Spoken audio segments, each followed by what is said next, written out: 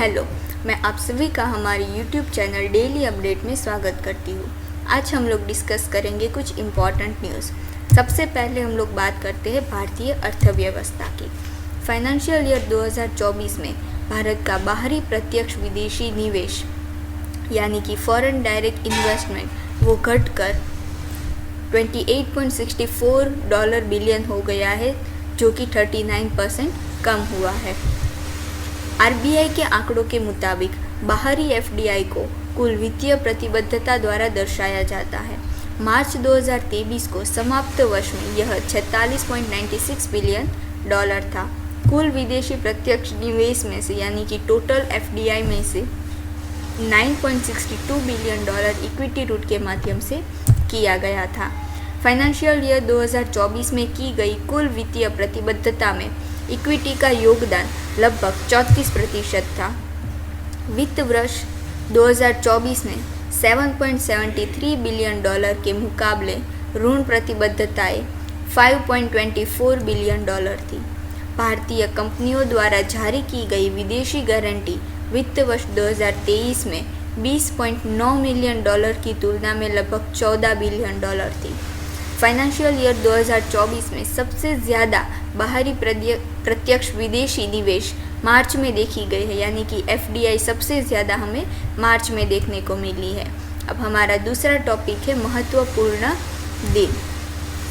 तो हम आज बात करेंगे 21 अप्रैल को मनाए जाने वाले राष्ट्रीय सिविल सेवा दिवस की। यह प्रशासनिक मशीनरी के सुचारू कामकाज को सुनिश्चित करने के लिए विभिन्न विभागों और संगठनों में सिविल सेवकों द्वारा की गई कड़ी मेहनत को चिन्हित करने के लिए भी मनाया जाता है। आज़ादी के बाद सरदार वल्लभ भाई पटेल ने सिविल सेवकों को भारत का स्टील फ्रेम कहा था। सरदार वल्लभ भाई पटेल ने घोषणा की कि देश में सिविल सेवकों के योगदान का सम्मान करने के लिए हर साल राष्ट्रीय सिविल सेवा दिवस मनाया जाएगा, यानी कि सरदार वल्लभ भाई पटेल की वजह से हम 21 अप्रैल को राष्ट्रीय सिविल सेवा दिवस मनाते आए हैं। भारत में पहला राष्ट्रीय सिविल सेवा दिवस 2006 को मनाया गया था।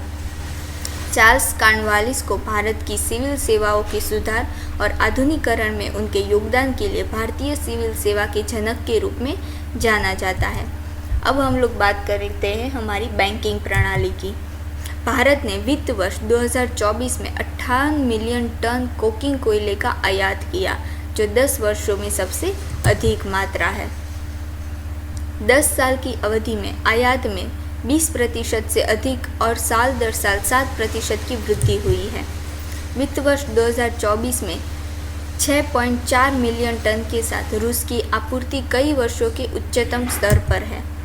यह साल दर साल 200% की वृद्धि थी और 6 साल की अवधि में 300% मिलियन टन से। भारत अभी भी कोकिंग कोयले की दुनिया के शीर्ष आयातकों में से एक है।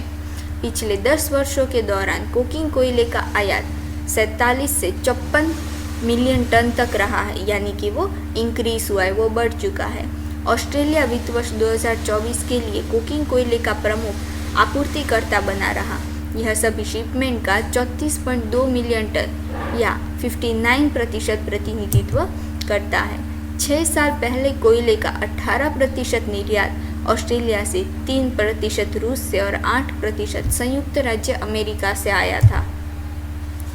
रूस, कनाडा और मोज़ेम्बिक जैसे देशों के पीछे छोड़कर कोकिंग कोयले का तीसरा सबसे बड़ा आपूर्तिकर्ता बन गया।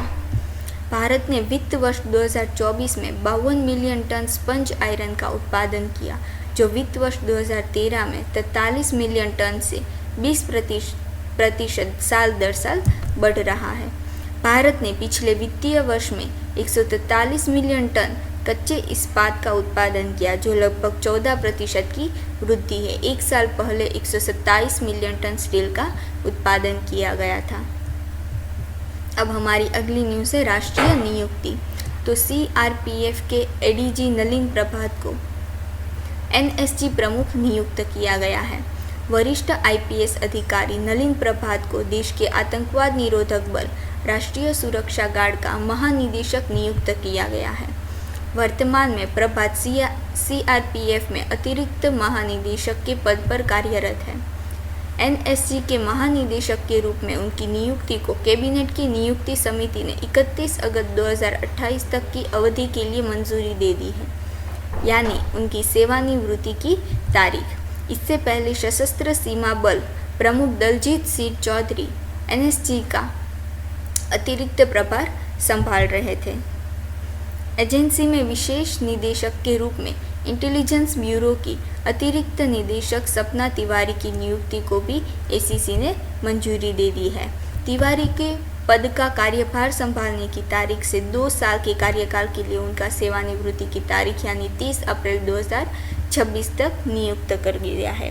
तो ये रही हमारी आज की न्यूज़। ये 4 बहुत ही इम्पॉर्टेंट न्यूज़ थी जो हमने डिस्कस की है। तो आप सभी का बहुत बहुत शुक्रिया। अगर आपको हमारा वीडियो अच्छा लगा हो तो उसे लाइक कीजिए, शेयर कीजिए और सब्सक्राइब कीजिए। Thank you.